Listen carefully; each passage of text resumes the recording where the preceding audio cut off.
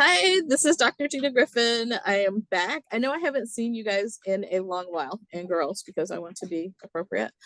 I took a little break from Rigorously Relevant and from social work research, and I'm back. And today we have our first new installment of Rigorously Relevant with Jimmy Young, who does all sorts of really cool work with research and technology. And I'm going to let him introduce himself so he can tell you about what it is that he does.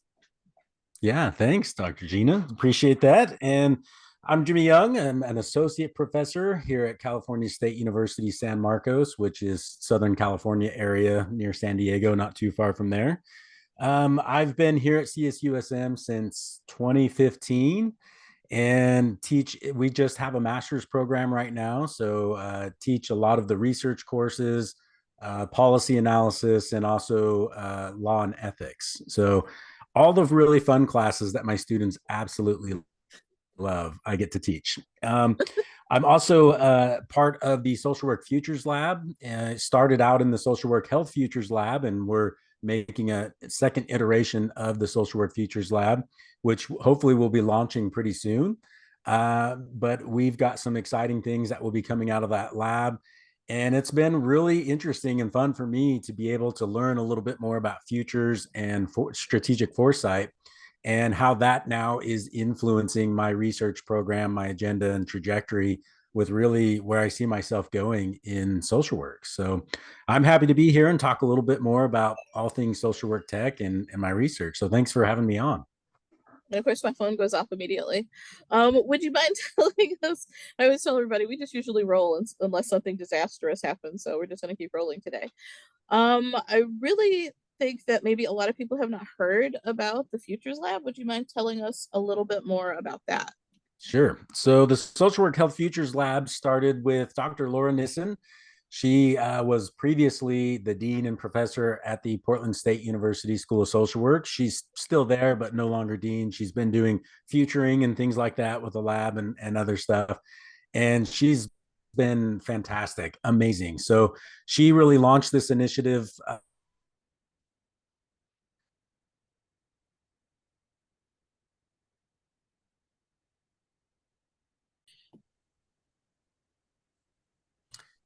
Yeah, so the Social Work Health Futures Lab started in 2019, 2020-ish with Dr. Laura Nissen.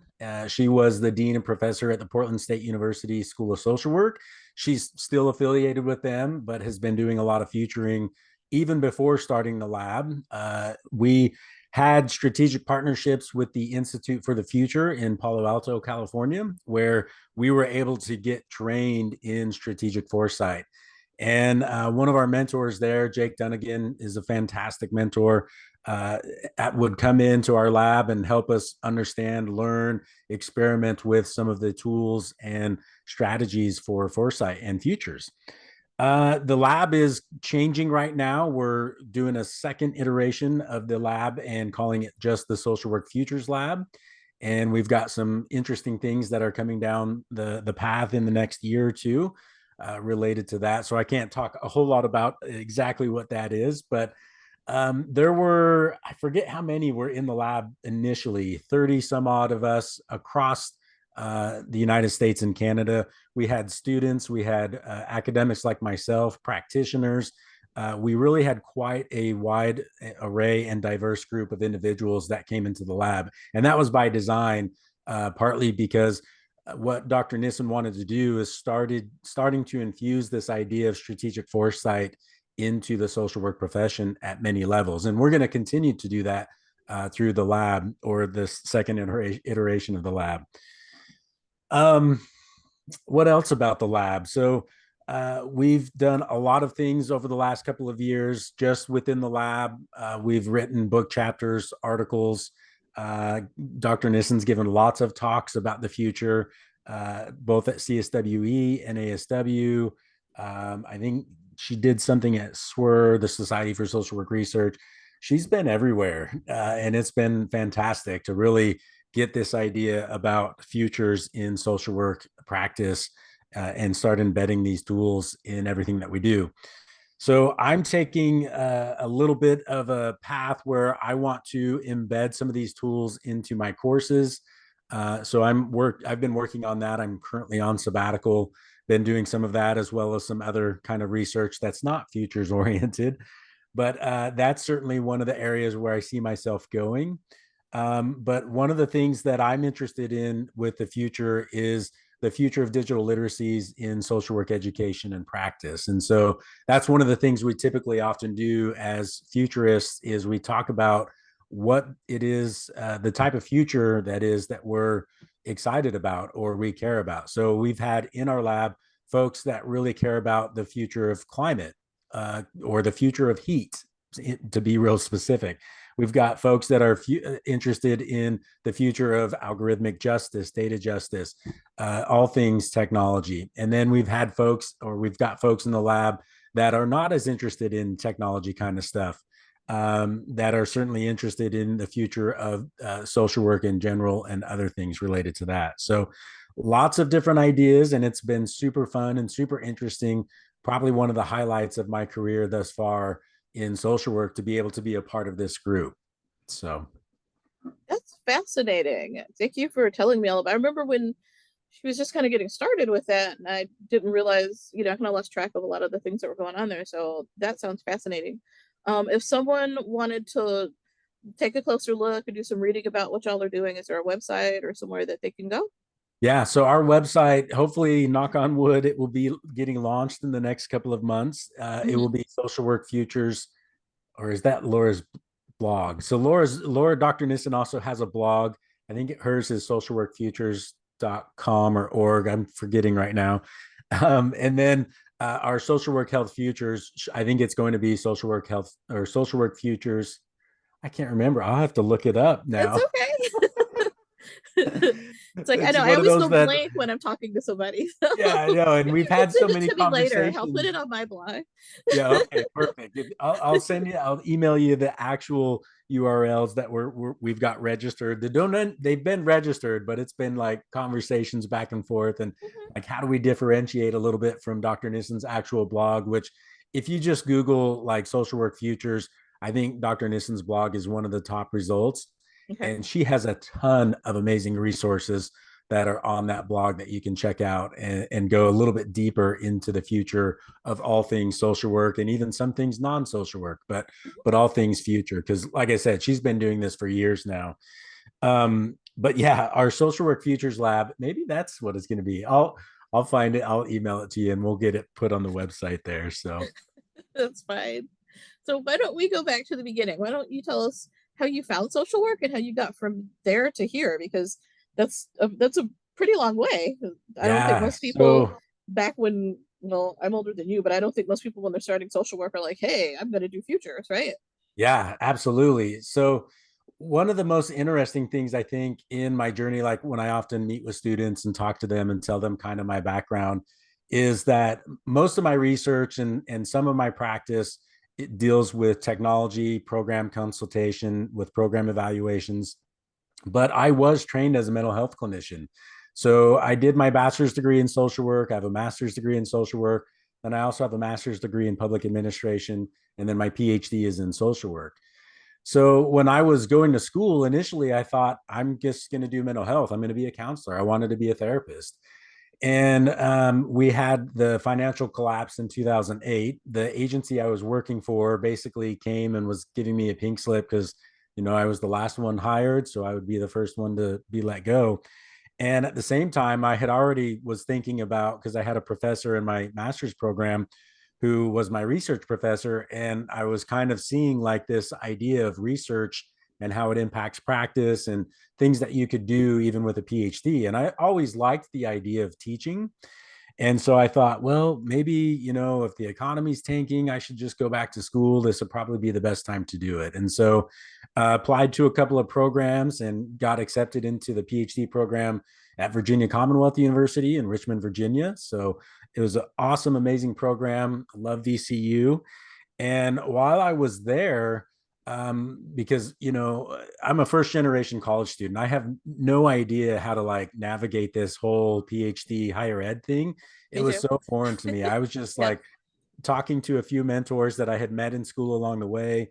luckily, one of my best friends and colleagues had gone out to VCU. Like we graduated together with our MSWs, and he went out to VCU the year before I did. Mhm. So I kind of had that to fall back on. Like, okay, I see how you're doing this. I'll do a similar type of thing. But I really had no idea. Like coming into the program, there were other students that had like a polished response to the question of like, tell me about your research agenda. And I was like, what's a research agenda?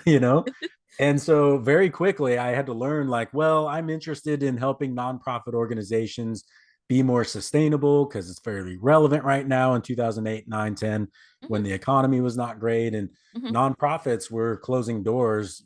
Every single day we would see an organization shut down. And in my mind, having come from that nonprofit world doing mental health counseling, I didn't like that. That was impacting our clients. And, they were going to be struggling if we didn't have organizations in order to serve them. So that's where I kind of had initially made that leap into that PhD program and doing some of that research.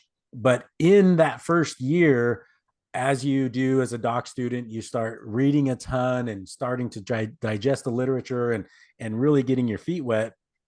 I saw how many organizations were adopting social media. So using Twitter and Facebook and YouTube, all these different things, right?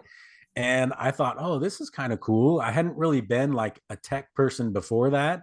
I used the internet and things like that, but never really kind of put these two ideas together as far as using technology in social work. And so then I started to dive into that side of the literature, started to make connections with folks like John McNutt, Walter LaMendola, and Dick Scheck, who are some of the pioneers in social work technology, and reading and just, digesting everything that they had been talking about and really was applying it in the realm of like at the time current social media. The thing about technology, right, is like we say it's current, it's modern, but technology moves so fast. It's like Changes all every the five time. years, you're now Yeah. ancient, right? Yeah. Yeah. So I had looked at some of their work and things that they were doing, and then dove in. Basically, was like, nonprofits are using this. Social work doesn't understand it. We need to do a better job. And so I just went for it and really started kind of playing around with folks that were in the marketing discipline, business discipline, because they were the ones doing a pretty decent job with social media and their organizations. And social work, we had no idea what to do. And, it's interesting. I had some mentors at VCU that were not super interested in the technology, social media angle of social work. And so I kind of had to find my way and find those people that would support my ideas because they didn't think it was going to be anything in the future. They thought this social media thing would just be a fad and it would just go away. Right. That's pretty funny. Like the way of pet rocks or something. They were so wrong. So how Yeah. did you convince them, or how did you feel very strongly about what it was that you were doing and that you should stick to your guns, or how did you go Yeah. through that? So, well, my dissertation for me, one of the things was like I don't consider myself a real hardcore researcher. That's part of why I'm in the CSU at a teaching university. It's because I do enjoy teaching, but I understand the place of research and enjoy research. But I'm definitely not a hardcore researcher. And so, answering those questions and having those kind of elevator pitches when people would come up and ask you at some kind of a function what your research is about, I had to kind of play that role. And I wanted to be interested in what I was doing. I didn't want to just do research for research sake. I needed to have that interest. Otherwise, I'd get bored of it and be like, what am I doing here? Mhm. So I certainly saw the value and saw kind of a niche where not a lot of people were doing social media stuff at the time and was like, okay, I can go in here. I like it. It's super interesting to me. And there were so many parallels with this whole idea of social media participatory culture Mhm. that I thought really, as clinicians, as therapists, the whole like human behavior side of social media, we could better understand and even use within our practice, whether it was from more of an organizational perspective or even a personal perspective. And so I was like, I'm going to do my dissertation just understanding how nonprofit human service organizations use social media. So that was my dissertation. And my initial mentor at VCU was not interested in doing that. So fortunately, and we're great. She's great. We have a good relationship. She's since retired many years ago, but I had to go find a new mentor. And so luckily, Tim Davey, who is a vice provost, or I can't remember what his role is now, but he's at VCU still in the provost office. And he was my mentor through my dissertation advisor, and really a good, strong support in saying, like, I might not totally understand all this tech stuff, but I agree with you. Like, the world is becoming more technological. So this is something that's important you should do. And then my methodologist, Pat Datalo. I also had a couple other folks on the dissertation committee, Jeff Nugent, who's at a different university now, and Laura Brighton Granruth, who's also at another university, that they were all very on board in understanding, like, no, this technology thing is going to be huge in the future. So my dissertation, I created a survey, sent it out to a bunch of organizations in the Mid-Atlantic area, and asked them, how are you using social media? And the results were really interesting. Most of them were starting to adopt it, whether it was Facebook or Twitter or Pinterest really came on in 2009. So that was getting a lot of big adoption, but they didn't understand it. They had no goals for how they were going to use it. They were just like, everybody's doing it, so we're going to do it. And somehow it's going to save our organization. And so after that, once I graduated and took my first teaching job at the University of Nebraska in Kearney, then I really came across another doctoral student in media studies. She was studying under Henry Jenkins, who is one of kind of the grandfathers. I'm not sure if he would even agree with this term, but the idea of participatory culture. Like, he had been writing about participatory culture. It's a lot to say. It is. It's a He'd been mouthful. writing about that for years before social media phenomenon came along. And so he kind of started to apply that more, and some of his students looked at that more in the social media realm. And so I connected with one of his students who was doing stuff around new media literacies, which Dr. Jenkins and some of his other students had written a paper about new media literacies in 2006 to 2009. There's like two different citations for that paper, but it was a funded research project that they had done, identifying 12 new media literacies for the 21st century. And these are literacies that have to do with, like, understanding how to participate in online forums or generally use social media. Things like judgment, or understanding, like, not everything on the internet is true, right? Yep. So some of those basic skills, and then they identified some other skills like transmedia navigation, or this idea that in our current media environment, especially in the last 10, 15 years, we've seen news stories or popular culture stories really across multiple different mediums of the internet, of blogs, of text messages now, of social media. So you can see stories play out in a number of different mediums, especially online, because it's so easy now with mobile phones and those types of things. So I like dove into that area and just was like, this new media literacy stuff for me was such an eye opener in how I think social work students, practitioners, social work in general should be understanding the internet. And so that's where I went then for really the last 10 years. I've been looking at this idea of new media literacies, or what people most generally refer to as digital literacies, in social work education and practice. So I know, and I'm going to go way off script here because we're talking about something slightly different, and I think it's really appropriate. So we all kind of have a reputation as social workers, and we did the past as not being very good at technology or not really being interested. Where do you feel we are with that now? And if there are new social workers, and I'm sure there are, who are interested in doing this kind of stuff, what can they do to prepare themselves? So I think it has changed. I mean, I remember kind of griping about this when I was leaving my doctoral program and starting to do the conference presentations and talk about my research, and having problems getting my research out there because it was pretty new and novel, this idea of digital new media literacies. and not a lot of people were looking at that at the time. And so I feel like we have seen pages turn. Social workers, practitioners, professors in academia have certainly begin to understand that this social media thing is not a fad. It's not going away. It's impacting our clients for good or for bad. I mean, there's a whole conversation out there about that. Yep. But we need to pay attention to it, right? Mhm. I think there's still a little bit of hesitation, and I don't know if it's like a disdain for technology. Certainly, there's some of that out there. But I feel like, and again, maybe it's just because of some of the circles that I tend to participate in, that we've come a long way, and we still have a long ways to go. But I feel like social workers are a lot more open minded about technology now because of how ubiquitous cell phones and internet and everything have become over the last 10 to 15 years. It's gotten a lot better. But Mhm. I mean, talking with like Walter Lamandella and the pioneers in social work tech, it certainly has gotten a lot better. That's for sure.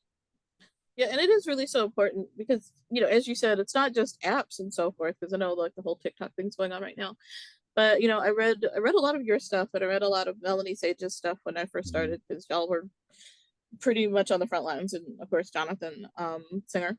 Yeah. But then I also read a lot of Virginia Eubanks, and I thought that was important, and I think those are important things for direct clinicians to know, because those talk about the ways they really impact clients. Like, how are those AIs discriminating against people Yeah. who are trying to get food stamps? And what happens if your social worker is using your EBT to track where you've been?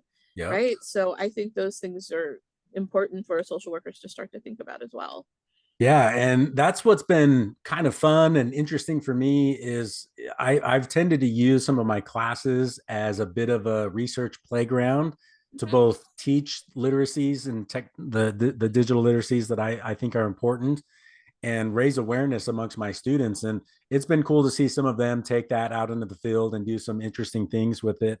But it's one of those ideas that, again, like for me, it's so clear that as social workers, no matter where we practice, we have to understand this technology because it impacts us, it impacts our clients, it's impacting practice.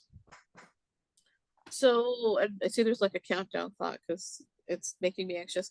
But what type of advice would you give to direct practice social workers if they want to do this type of work? Because there's so many limitations to them, getting permission and finding the time to do it. So what type of advice would you have to give those folks?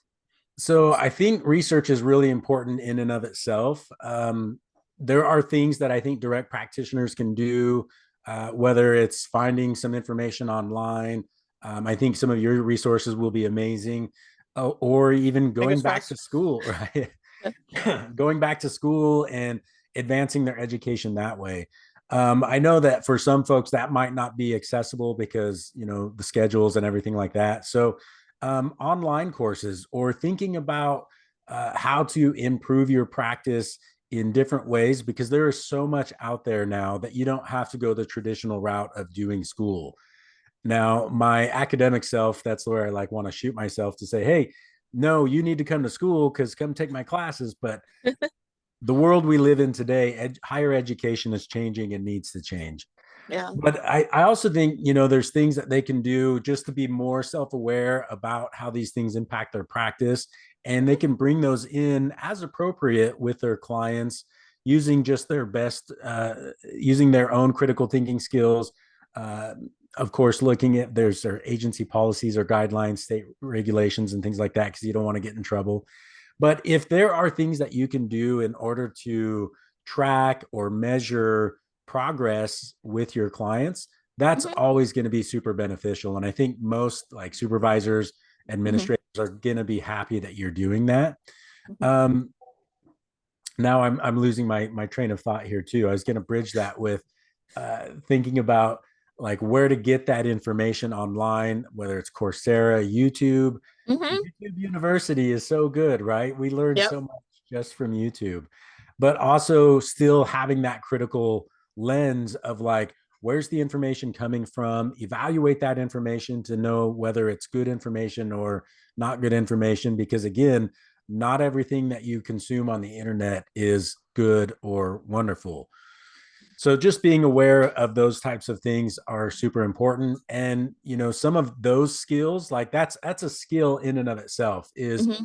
diving in, swimming through all of that information, and then sifting out the good from the bad. Like we're constantly doing that, whether we realize it or not. And we're developing that skill, we're strengthening that muscle. And that's part of why, like, we see things today from ChatGPT to Google's new AI and those types of things. That's why we see the internet changing, because people, users of these things, are getting better at deciphering and understanding, like, this is the actual content that I want, or these are the answers that I need. And Mm-hmm. so we're going to see things get better in the future, but we also have to be careful about that. From a social work perspective, we have to really be concerned about, like, what are some of the issues or challenges behind some of that technology, or behind some of these challenges that we should be aware of. Because again, at the end of the day, it's about our clients, it's about those people that we're working with, or the general good of our society, to make sure that we're operating in an ethical and effective way. Right. How do we get better outcomes, and ultimately, how do we give the best service? Right. Yeah, yeah. Okay. Any last words? Anything that I didn't cover that you'd like to cover? um Anything else I would tell for social workers, if they're interested in, oh, this was the one where the train's coming back to the station. If you're interested in getting more involved in, like, tech social work, or kind of these niche areas, try to find your people. We're available. A lot of us organize on different platforms, and of course platforms are changing. Like, we had a huge Google Plus community. I don't know if Jonathan Singer talked about that. We Yeah. had quite a large Google Plus community. It wasn't always the most active space, but then of course it got shut down. A lot of us are on Twitter, so if you search the hashtag SWTech, you can find a number of us on Twitter. Some of us are on LinkedIn, some of us are on Mastodon, Mighty Net. I mean, there's just different places where you can search and find a number of us, and then you can start to get that community and understand, or engage with us. We're happy to have conversations and meet with folks, talk to folks about research or things that we see coming down the pike in the future. And certainly, my futures lab, all of my colleagues that are doing futures work, we're really excited to be able to talk to folks about this. So, there's a lot more to come, but that's probably the biggest challenge, is, like, first, like, diving in, jumping off that first step and finding folks that have some of those similar interests, so kind of what's been going on, and can gain that better knowledge and understanding, or bring in your own perspective, which is also, we love that as well, because having that new perspective to say, like, hey, this is important, but really we should also be thinking about algorithmic justice, or artificial intelligence, and the issues behind, like, how they created AI and all of that kind of stuff, or climate change and tech. Like, there's so many different little things that everything weaves together, and is important to understand a little bit more about, so that we can move forward and really have a better future. Okay.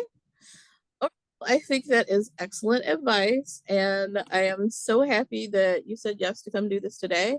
And we will talk to you again soon. All Thanks. right, thanks for having me. Bye.